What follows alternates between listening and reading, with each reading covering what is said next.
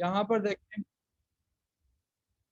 ये आपका हुक्स के अंदर जाएं तो आपको इंट्रोडक्शन में कुछ मोटिवेशन देगा। मोटिवेशन में बताएगा कि हम क्यों हुक्स को यूज़ करना चाह रहे हैं। सबसे पहली बात तो रीयूज जो है वो रीयूजेबिलिटी के लिए, और फिर उसमें वो बताता है कि हमारे पास रेंडर प्रॉप्स भी हैं, हाई ऑर्डर फंक्शन भी हैं, वो भी तो रीयूजेबिलिटी या इस तरीके की पैटर्न्स फॉलो करते हैं। तो हम इस चीज़ को क्यों देख रहे हैं, तो उससे रिलेटेड ये मोटिवेशन पढ़ लीजिएगा। और दूसरा, एक तो रीयूजेबिलिटी, दूसरा आपकी जो है जब let suppose component did mount हुआ या कंपोनेंट डिड अपडेट, अब उसमें आपको देखो ऐसे बहुत सारी चीजें होंगी जो कंपोनेंट के अंदर आपके आ रही होंगी, जिसकी अब देखो कंपोनेंट डिड माउंट के अंदर आप मल्टीपल काम कर रहे हो। सपोज एक काम आपने किया, सर्वर को रिक्वेस्ट भेजी, कोई एपीआई कॉल करी। दूसरा कोई काम था कि आपको लेट सपोज कोई काउंटर चलाना था मिसाल के तौर पर, या किसी कोई तीसरा भी काम था। मल्टीपल मल्टीपल पर्सपेक्टिव के कुछ काम थे जो कि आपको कंपोनेंट डिड माउंट के अंदर चलाने हैं। तो होगा क्या, सारा का सारा कोड उसमें दे दोगे, एक साथ डंप कर दोगे। तो ये चीज़ अच्छी नहीं है। मतलब ये कहता है कि रीडेबिलिटी का इशू हो जाता है, कॉम्प्लेक्स कंपोनेंट बन जाएगा, फिर उसको समझना भी मुश्किल हो जाएगा। तो ये वाली चीज़ें जो है ना, उस हिसाब से मतलब अनरिलेटेड जो लॉजिक है आपका वो मिक्स हो जाएगा। मतलब जो कोड जिस जिस लॉजिक के अगेंस्ट जो कोड लिखा हुआ है वो सेपरेट होना चाहिए। अब कंपोनेंट डिड अपडेट में उसको हमें चलाना है, कंपोनेंट डिड माउंट में चलाना है, और विल अनमाउंट में चलाना है। तो हम तो फिर उसके अंदर सारे अनरिलेटेड कोड भी उसमें रखे होंगे, क्योंकि हमें कंपोनेंट डिड माउंट का फीचर चाहिए। मगर कोड तो मिक्स हो गया ना, मतलब सारी चीज़ें वहाँ पे एक साथ। तो क्यों ना वो अलग होने चाहिए, ताकि हर किसी की छोटी छोटी लॉजिक हो जो कि एक दूसरे से रिलेटेड नहीं है, तो आपस में साथ में क्यों हो। तो एक दूसरी मोटिवेशन ये है कि हम जो है वो कॉम्प्लेक्सिटी को कम करवा रहे होते हैं। और दूसरा, क्लासेस जो हैं वो पर्सन को और मशीन को कंफ्यूज करते हैं। उसका सिंटैक्स और उसमें अच्छा खासा उसमें वो आपको जो है मज़ीद चीज़ें लिखनी पड़ती हैं, और दिस कीवर्ड को आपने फॉलो करना होता है। मतलब बहुत बहुत सारी चीज़ें ना, तो यहाँ पे आपको वो चीज़ें मिल जाएंगी। तो बात ये है कि क्लास जो है वो थोड़ा सा हेडेक है, पर्सन के लिए भी है, मशीन के लिए भी शायद थोड़ा बहुत। और कॉम्प्लेक्स जो है वो कंपोनेंट बन जाते हैं, तभी हम जो है वो हुक्स को यूज़ करते हैं, ताकि सिंपल जो अलग अलग लॉजिक है उनके हुक्स बनाए जाएं, और रीयूजेबिलिटी के लिए। ठीक है, मतलब हम अगर जिस तरीके से कोई चीज़ें हैं हमारे पास, अब यहाँ पे कह रहा है it's hard to reuse stateful logic between components, कि आपको वो भी थोड़ा आसान हो जाएगा जब आप ये चीज़ करो। तो इसको आप जो है वो पढ़ लीजिएगा, जिसमें आपको बताएगा reusable behaviour to a component. तो हमारी कंपोनेंट की खासियत ही यही होती है कि हम उसको रीयूज कर सकें। मतलब एक तो प्योर फंक्शन की तरह काम करे, दूसरा वो ऐसा हो कि हम किसी और जगह किसी और मॉड्यूल के अंदर कह लो, किसी फीचर के अंदर हमें वो कंपोनेंट यूज़ करना हो तो वो आसानी के साथ रीयूज हो सके। लेकिन क्लास बेस भी तो हो जाएंगे, मगर फिर कॉम्प्लेक्सिटी और ये चीज़ें थोड़ी उसमें हो जाती हैं। खैर, तो ये मोटिवेशन आप पढ़ लीजिएगा कि क्या है क्या नहीं है। तो हम आ जाते हैं इसके,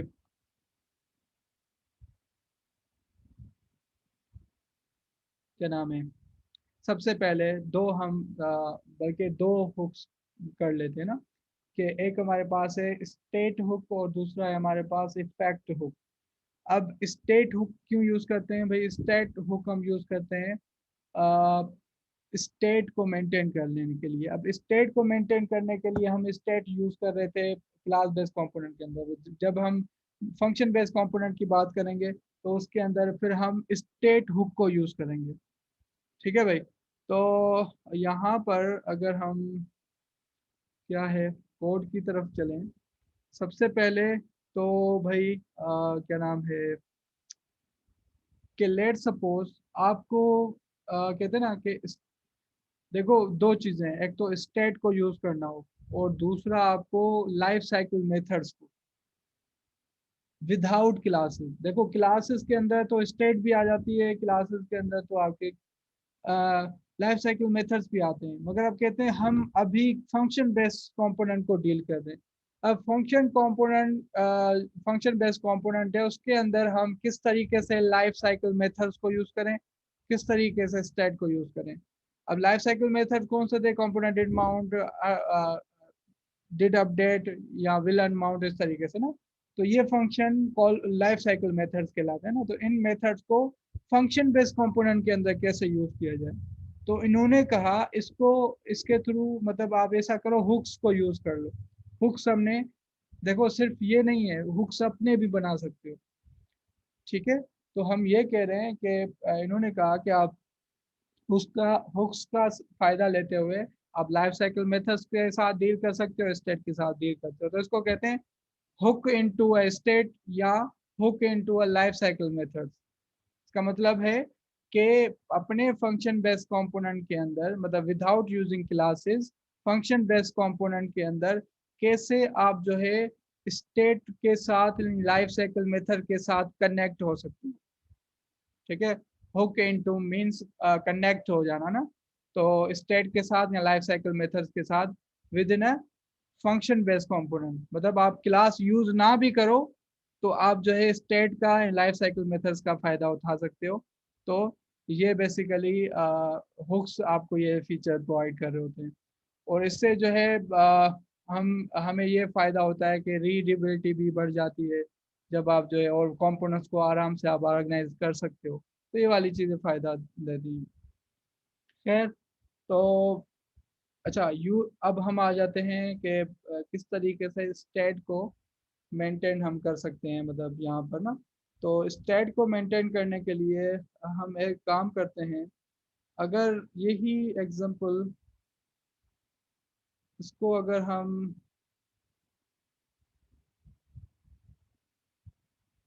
बल्कि बल्कि यही एग्जांपल क्यों, हम थोड़ी देर पहले बना तो रहे थे।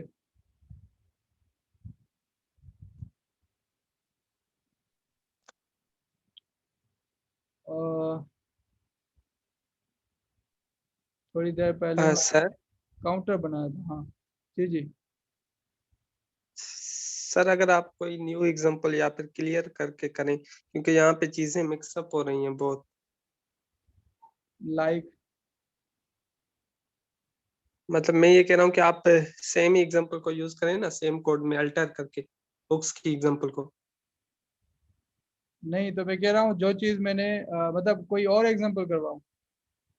हाँ सर, कोई और फंक्शन वगैरह न्यू बनाए, क्योंकि यहाँ पे फिर वो मिक्सअप हो रहा है, समझ में थोड़ा कम आ रहा है। देखो नीचे ये सारा कमेंटेड है, मतलब ये इसका पार्ट है ही नहीं, ठीक है। हम्म।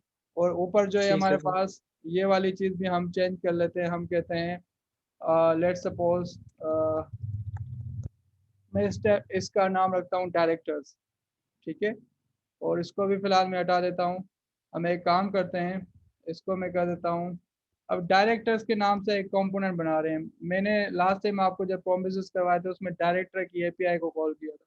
तो अब हम एक काम करते हैं, उसके थ्रू यहाँ पे एक चीज़ कर लेते हैं, ठीक है। तो अम, अब बात ये है कि उससे पहले मैं जस्ट ये जो काउंटर की एग्जांपल करवाना चाहता था, इसमें जस्ट प्लस माइनस करवा के कैसे स्टेट चेंज होती है, वो बस छोटी सी एग्जांपल करवा रहा था कि ताकि आपको पता चले कि किस तरीके से हम करते हैं। यहाँ तुम मुझे बता दो कि मैं कोई और एग्जांपल करवा दूँ जिसमें स्टेट को चेंज करवाते फिरें।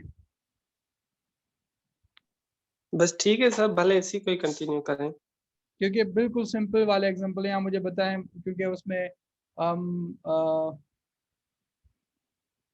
क्या करें, मतलब सर सिंपल एग्जांपल ये है कि दो टेक्स्ट फील्ड रखे हैं, उनके अंदर से वैल्यू अब उसके लिए है फॉर्म्स और पहले मैं समझाऊं तो तीसरी फॉर्म्स टेक्स्ट जब फील्ड हम के अंदर उस वो फिर फॉर्म्स भी समझना पड़ेंगे ना। फिर दो तीन लॉजिक एक साथ मिक्स हो जाएंगी और मुश्किल हो फिर जाएगी। बस फिर नंबर से कर रहे हैं हम सिंपल। मैं इसको फिर आपको उस तरीके से डायरेक्ट, क्या नाम है, एपीआई को कॉल करवाते हैं, फिर यूज इफेक्ट्स जब करवाता हूँ तो उसमें आपको वो चीज़ में कॉन्सेप्ट समझाता हूँ। अभी जस्ट हम इसको ये करते हैं कि हम यहाँ पर सिंपली दो मेथड बना लेते हैं, इंक्रीमेंट, और दूसरा यहाँ पर हम फंक्शन बना लेते हैं डिक्रीमेंट। मतलब मुझे प्लस माइनस पे इंक्रीमेंट और डिक्रीमेंट करना है। ये हमें चीज़ें अचीव करनी है, तो इसको अब हम हटा, ये यहाँ पे पड़ा होना चाहिए। अब हम स्टेट कैसे मेंटेन करेंगे? अब बात ये है कि इसको, ये ई की भी हमें ज़रूरत नहीं पड़ेगी फ़िलहाल। हम ये करते हैं, हमारे पास एक जो है वो मेथड आता है जो हुक्स, जिसको कहते हैं हुक, ठीक है ना, स्टेट को मेंटेन करने के लिए, जिसको कहते हैं यूज स्टेट। अब बात ये है कि लेट सपोज मैं कहता हूँ let OBJ is equal to, या कोई भी आप, मैं ओबीजे कर देता हूँ, OBJ is equal to use state, ठीक है। अब ये हमारे पास यूज स्टेट एक लाइव क्या क्या नाम है, हुक है, और हुक से हम स्टेट को किस तरीके से मेंटेन करेंगे। तो सबसे पहले तो ये हमें क्या चीज़ दे रहा होता है, अब यूज स्टेट जो है उसको हम इनिशियलाइज करते हैं किसी वैल्यू के साथ। अब वो आपका एरे हो, कोई आपका स्ट्रिंग हो, कोई नंबर हो, कोई ट्रू फॉल्स हो, तो उस तरीके से आपको करना हो तो आप यहाँ पे देंगे। अगर जीरो इस तरीके से दे देते हैं तो इसका मतलब है आप कोई नंबर को इनिशियलाइज कर दो। तो ये यूज स्टेट काम क्या करता है, ये आपको कोई इस तरीके से वैल्यू रिटर्न करेगा, मतलब एक एरे रिटर्न करता है। अब उसको कैसे हमें पता चले कि ये वाकई एरे रिटर्न करता है? अब जब इस तरीके से हम करेंगे कि मैं इस फंक्शन को प्लस पे ऑन क्लिक पे रजिस्टर करवा देता हूँ, on click is equal to और इंक्रीमेंट, ठीक है। और यहाँ पे हम आके कंसोल करवा देते हैं, कंसोल डॉट लॉग OBJ, ठीक है। अब होगा क्या, आपका जो है काउंटर, तो काउंटर कर लेते हैं, काउंटर आपका उसका रिटर्न कॉल होगा, मतलब जाए उसके बाद जब आपका रेंडर होगा तो ये रेंडर होते हुए क्या करेगा, ये इसके साथ तो आपका ये क्लिक फंक्शन रजिस्टर हो जाएगा। और यहाँ पे हमारे पास जो है वो फिलहाल हमने 23 रखा है, हम पहले देखें कि ये OBJ के अंदर जा क्या रहा है। तो हम इसको जो है वो काम करते हैं,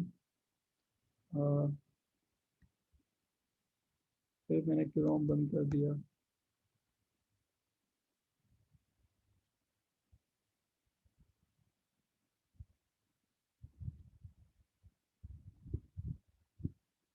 यहाँ पे हम आ जाते हैं,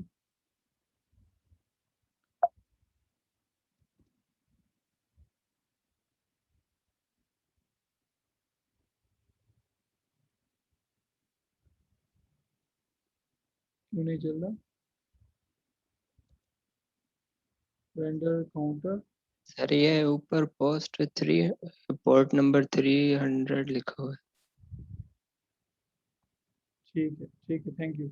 अच्छा, यहाँ पर हम आ जाते हैं कंसोल में, और प्लस पे वो फंक्शन कॉल हो रहा है। तो देखो ये चीज़ें क्या दे रहा है, ये हमें एक एरे रिटर्न कर रहा है, उस एरे के अंदर पहले इंडेक्स पे उसकी इनिशियलाइज पहली वैल्यू पड़ी हुई है जो हमने दी है, और दूसरा कोई फंक्शन रिटर्न कर रहा है, ठीक है।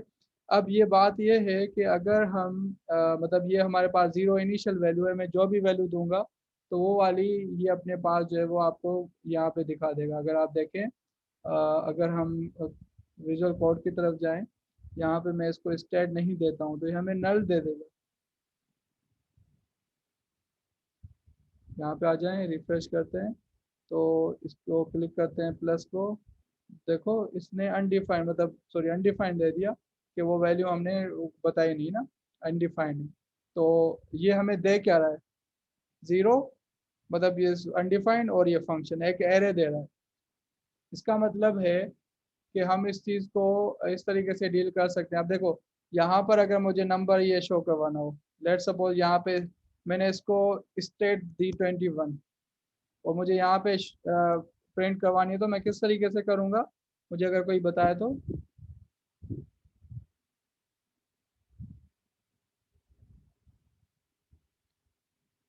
हाँ भाई, क्या करना है सर? मुझे ये वाली जो है स्टेट जो है वो 21 जो इनिशियलाइज करी है वही वैल्यू, मतलब स्टेट की मुझे वैल्यू चाहिए। देखो हमारे पास यूज स्टेट एक एरे रिटर्न कर रहा है, उस एरे के अंदर दो एलिमेंट हैं, एक तो एलिमेंट सर पहले ही इंडेक्स को करवा देंगे। सर स्टेट, OBJ के पहले इंडेक्स, हाँ पहली स्टेट, क्योंकि उसके अंदर स्टेट मेंटेन होती है, और दूसरे नंबर पर जो है zero index. Zero zero array पे ना, ओबीजे ओबीजे और जीरो इंडेक्स पे जो, ठीक है। और और अगर मैं 1 करूंगा तो 1 पे जो उसकी फंक्शन आ रहा होगा, मतलब फंक्शन जो उसको रिटर्न कर रहा है यूज स्टेट, वो हमें मिल जाएगा। तो मैं कहता हूँ ओबीजे 0, और मैं इसको रिफ्रेश करता हूँ, और यहाँ पर हमने, मतलब ये इनिशियली हमें 21 जो है वो दे रहा है। क्यों दे रहा है, मैं क्लिक पे भी नहीं किया, क्योंकि ओबीजे के अंदर वो पहले जब आपका कंपोनेंट बना तो ओबीजे इनिशियलाइज हुआ, इनिशियलाइज ने कहा 0 पे जो है वो 21 पड़ा हुआ है, वो उसको मिल गया। मैं अगर इसको जो भी वैल्यू दूँ, अब मैंने कहा ये स्ट्रिंग है, तो एबीसी मैंने कर दिया, सेव किया, और यहाँ पे देखें एबीसी आ गया।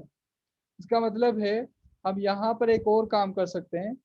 हम इस चीज़ को बार बार ऐसे लिखें, हम इसको यूं कर सकते हैं, मैं एरे डिस्ट्रक्चरिंग कर दूंगा। कांस्टेंट, मैंने कहा ये मेरा नंबर है, काउंटर है ना, मैं इसको फिलहाल 0 से इनिशियलाइज करता हूँ। मैंने कहा ये नंबर काउंट होगा, और दूसरा जो उसको पास, दूसरा जो क्या नाम है, दूसरे इंडेक्स पे जो चीज़ वो पास कर रहा है वो फंक्शन।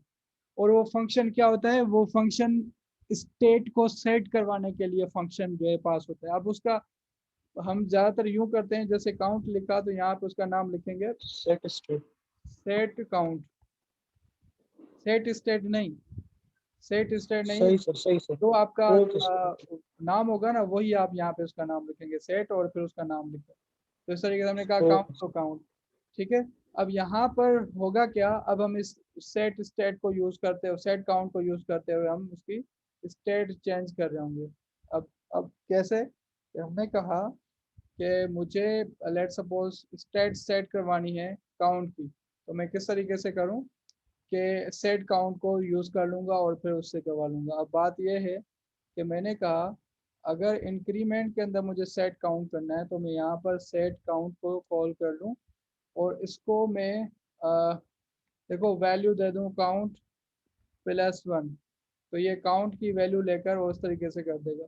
सेट काउंट ऐसे ही जैसे ये आपका इस तरीके से कॉल बैक फंक्शन वो ले रहा था, इस तरीके से ये भी आपका कॉल बैक फंक्शन लेता है, ठीक है। तो इसको आप इस तरीके से करें, ये भी आपको जो है वो सही है, इसमें भी कोई मतलब वो नहीं है कि ये आपको क्या नाम है, सेट काउंट को जो है वो काउंट प्लस करके वो दे दे। तो मैं इसको सिंपल रहने देता हूँ, सेट काउंट को हम काउंट +1 करवा लेते हैं।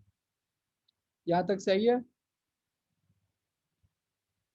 सर जैसे कि वहाँ जो है हम प्रीवियस स्टेट को वायलेट नहीं कर रहे थे, ठीक है। तो यहाँ पर ये भी वायलेट नहीं हो रही है, नहीं नहीं, हमने सेट काउंट को क्या कॉल क्योंकि किया है। मेथड हम यूज कर रहे हैं तभी क्यों। ठीक मैंने सर। ये यू करूँ ना, मैं काउंट करके इज इक्वल टू काउंट +1, तो ये फिर गलत है, फिर वायलेशन। सही ठीक सर। है। सही ओके है भाई। सर। अब यहाँ पर हमारे पास या तो ये आप कर सकते हो, या आप जो है वो इसको एरो फंक्शन की तरह वो करके फिर उसके ऑब्जेक्ट को डॉट काउंट करके, लेट्स सपोज यहाँ पे प्रीवियस लिखा और फिर डॉट काउंट करके +1 कर दिया, वो भी आप कर सकते हो। तो ये सिंपल हमारे पास एक काउंट का है, तो उसको हमने यहाँ पे कर दिया सेट काउंट इंक्रीमेंट पे, और हमने इसको कॉल कर दिया। आप यूँ भी कर सकते हो, देखो यहाँ पे डायरेक्टली अगर आपका करना चाह रहे हो, let's suppose on click is equal to, यहाँ पे एरो फंक्शन दे दो, और यहाँ पर आप कर दो सेट काउंट और काउंट -1।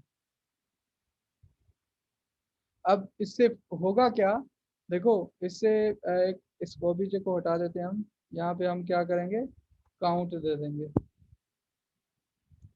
अब इससे हो क्या रहा है, इसका फायदा क्या है, स्टेट को मेंटेन कर रहे हैं। जैसे ही सेट काउंट होगा, या आप यहाँ पे मैंने डिक्रीमेंट कॉल नहीं किया, डायरेक्ट दे दिया, तो होगा क्या, ये जैसे स्टेट चेंज होगी, जैसे ये सेट स्टेट हो रही है ना, मतलब ये सेट काउंट जो नाम स्टेट का है वो हमने दे दिया, तो जैसे वो कॉल होगा रेंडर कॉल होगा। तो मतलब मैं इसको रिफ्रेश करूं और यहाँ पर मैं प्लस करूं, तो ये प्लस पे देखो पीछे सिर्फ वैल्यू चेंज नहीं हुई, यहाँ पे भी रेंडर भी हो रही है। इसका मतलब है मैंने रेंडर एक दफ़ा लिखा, मगर वो बार बार रेंडर क्यों हो रही है? क्योंकि हर सेट स्टेट पे आपकी रेंडर कॉल होता है, जो कि मैंने आपको थोड़ी देर पहले डायग्राम में समझाया था। ऐसे हम इसको माइनस करें, देखो ये माइनस हो रहा है। ठीक है भाई, समझ आ रही है बात? सिंपल क्या है, बिल्कुल सिंपल चीज़ है कि आपने ये लिखना है और उसके बाद फिर आपने जो है वो उसके अगेंस्ट जो भी आपने काउंट किया वो एरिया आपको रिटर्न करता है, जिसमें दो चीज़ें होती हैं, पहले तो स्टेट और दूसरा उसके स्टेट को चेंज करने का फंक्शन। तो अब लेट सपोज ये तो काउंटर है, साथ में हम कह रहे हैं इसके अंदर ये भी चीज़ें हैं। मैंने कहा काउंट भी है और काउंट को 0 कर दो, और दूसरा हमारे पास है प्रोडक्ट्स हैं।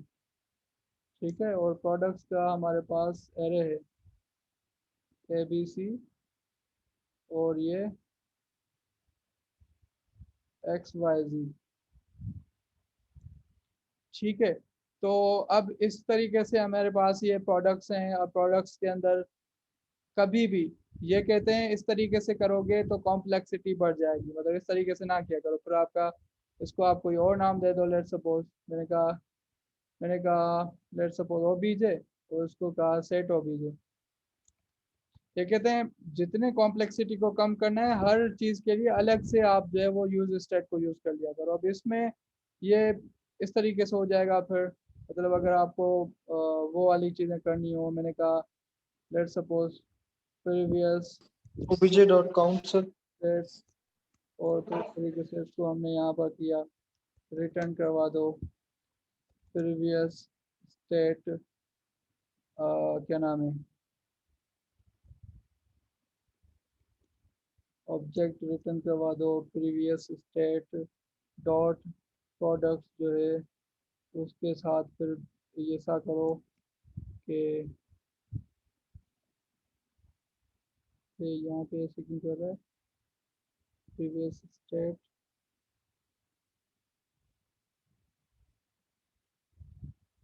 Sorry previous state count previous state dot तरीके से, तो सेट काउंट में लिखा है सेट OBJ, और यहाँ पर हमने प्रीवियस स्टेट किया प्रीवियस स्टेट, और इसके अंदर अगर हम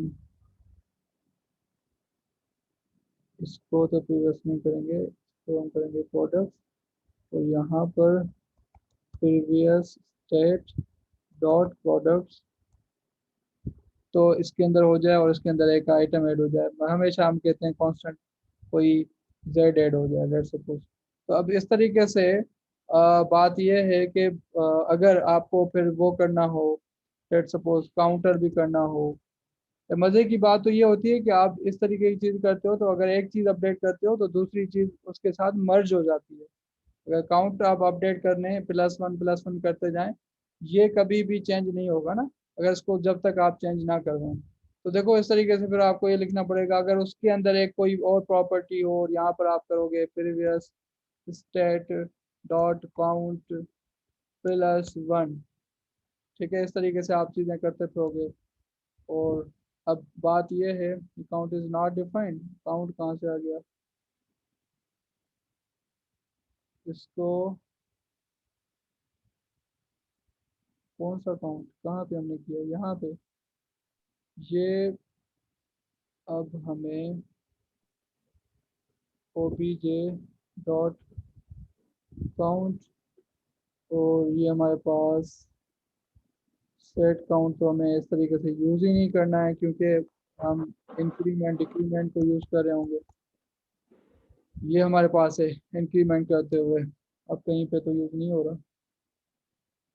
ठीक है भाई, तो ये हमारे पास प्लस हो रहा है। अब देखो साथ साथ में ये चीज़ें Z उस प्रोडक्ट्स के अंदर ऐड भी हो रहा होगा ABC। तो अगर मैं ये चीज़ें ना भी करूँ ना, देखो ये वाली चीज़ मैं जस्ट उसके 1 को काउंट ++ करना चाह रहा हूँ, तो होगा क्या, ये काउंटर इसके साथ मर्ज होता जाएगा, मतलब ये BCXYZ पड़ा होगा इसके अंदर, ये मर्ज हो जाएगा। सिर्फ ये क्लास की कंपोनेंट या फंक्शन बेस्ड कंपोनेंट की बात नहीं हो रही है, मतलब यहाँ पे हुक यूज स्टेट हुक कर रहे हैं, तो इसका मतलब ये नहीं कि वो हमें फ़ायदा दे रहा है। ये आप क्लास बेस्ड कंपोनेंट में भी करोगे ना, उसकी किसी एक प्रॉपर्टी की वैल्यू को चेंज करो दूसरे के साथ वो मर्ज कर देगा, ठीक है ना।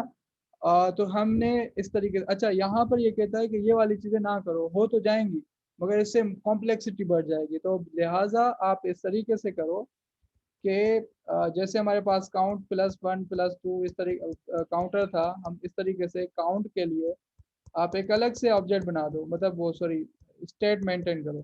कैसे, आप देखो इसके लिए हमने सेट काउंट और ये कर दा और प्रोडक्ट्स को हमको हटा देंगे और डायरेक्ट हमने इसको स्टेट दे दिया। अगर आपको प्रोडक्ट्स मेंटेन करने हो, लेट्स सपोज मैं कहता हूँ मुझे डायरेक्टर्स मेंटेन करने हैं, डायरेक्टर्स और सेट डायरेक्टर्स, ठीक है। और मैं इसको कहता हूँ यूज स्टेट और मैं इसको खाली एक एरे देता हूँ, मैंने कहा इसके अंदर एरे होगा डायरेक्टर्स का, ठीक है। तो अब मैं उसके अंदर नहीं रखूंगा, जैसे प्रोडक्ट्स रखी तो मैं प्रोडक्ट्स अलग से रखूंगा, तो ये समझ लो एक किस्म के प्रोडक्ट्स हैं उसका एरे, तो मैंने उसके लिए अलग से स्टेट बना दिया, ठीक है। अब हम एक काम करते हैं, अब ये तो स्टेट बस किस तरीके से सेट होगी ये था, सिंपल क्या था, यूज स्टेट को आपने इस तरीके से एरे डिस्ट्रक्चरिंग करनी होगी, उसके बाद फिर आप इस फंक्शन को कॉल करें और ये वैल्यू जिसकी चेंज होगी, बस ये था आपका सिंपल हुक, जो यूज स्टेट वाला हुक के स्टेट को मेंटेन करने के लिए। अब हम आते हैं एक use effect hook. Use effect hook जो है, अब हम कहते हैं लाइफ साइकिल मेथड क्लास के अंदर है, वो वाली चीजें हमें यहाँ पे एक्सेस करनी हो, मतलब मुझे लाइफ साइकिल मेथड का मजा लेना है फंक्शंस के अंदर, फंक्शन बेस्ड कंपोनेंट के अंदर, तो मैं कैसे करूँगा, हम इसको इस तरीके से करेंगे कि सपोज यहाँ पर हमारे पास, मैं डिक्रीमेंट को फिलहाल छोड़ देता हूँ, यहाँ पे इंक्रीमेंट एक काम करते हैं हम, देखो हम कॉल कब करेंगे एपीआई की, मुझे अगर कोई बताए लाइफ साइकिल मेथड कौन सा कॉल होगा। यहाँ पर life cycle component did mount, component did mount, ठीक है। अब कंपोनेंट डिड सबसे माउंट, पहले होता है ये। जी मैंने कहा अब यहाँ पे यूज इफेक्ट, अब यूज इफेक्ट मुझे फंक्शन कॉल करना है, ये फंक्शन है, याद रहे ये मेरे पास यूज इफेक्ट ये खुद इंपोर्ट कर रहे हैं ना, मतलब इसमें ऑटो जो है वो इंपोर्ट वाला मेरे पास एक्सटेंशन किया हुआ है, तो यहाँ पे दे कर देता है यूज इफेक्ट यूज स्टेट, जब यूज करोगे तो आपको रिएक्ट में से इंपोर्ट करवाना पड़ेगा और ये नेम्ड इंपोर्ट हो रहा है क्योंकि वहाँ पे नेम्ड एक्सपोर्ट किया है, तो ये आपका यूज इफेक्ट है। अब इससे कंपोनेंट डिड माउंट वाला बिहेवियर अचीव करना चाहते हैं, सही है। अब इसमें क्या है, ये 2 पैरामीटर लेता है, ऑप्शनल है दूसरा। अब यहाँ पर हम काम करते हैं इसको एरो फंक्शन या एनोनिमस फंक्शन जो भी आप करें, तो मैंने इसको एरो फंक्शन पास कर दिया और ये करेगा क्या, अब यहाँ पे हम करते हैं एपीआई कॉल, ठीक है। कंपोनेंट डिड माउंट वाला काम करते हैं, ये याद रहे। अब मैं एक काम करता हूँ,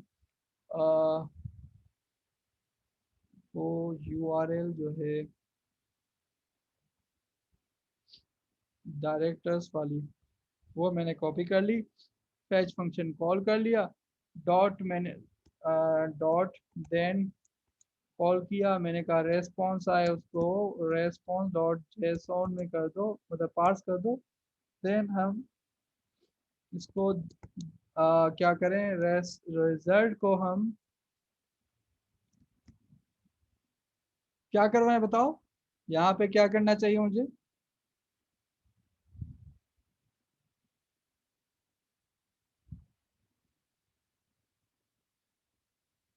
बोलो भाई। response dot end sir, response dot, देखो हमारे पास रेस्पॉन्स पार्स होकर आ गया है, अब मैं उसको response dot end डायरेक्टर्स आएंगे ना, मैं कहता हूँ डायरेक्टर्स के अंदर मुझे देना है, ये डायरेक्टर्स लोड होंगे ना,